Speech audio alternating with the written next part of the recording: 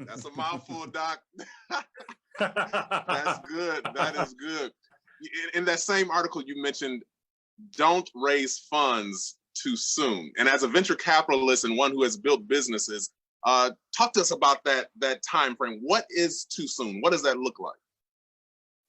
So many entrepreneurs, many founders, many business owners raise funds for their business at the early stages of their business when they're trying to get their feet off the ground. That's the wrong time. You want to raise funds for your business once you've got your feet off the ground. What that means is once you've got, they call it in tech, an MVP, a minimum viable product, or what the rest of us in the real world call traction. So I have this idea that I want to sell this lip balm, right?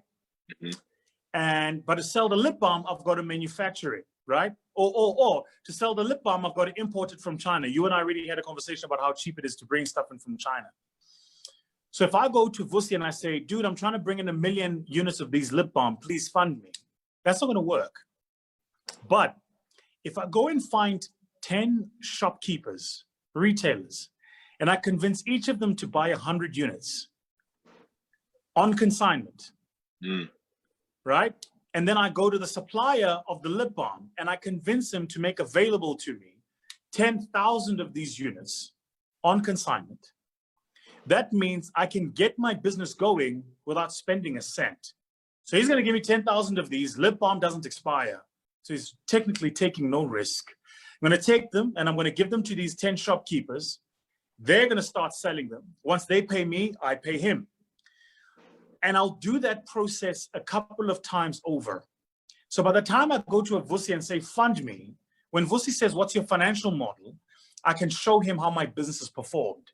I can show him my customers. I can show him the feedback. I can show him my pricing. I can show him my margins. I can show him my value chain. I can show him all of those things. And then he can have a conversation with me based on the value of a business he's looking at rather than the value of the idea.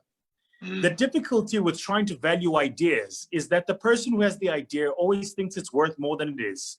The person hearing the idea always thinks it's worth less than it is. And so it's hard for them to find a middle ground.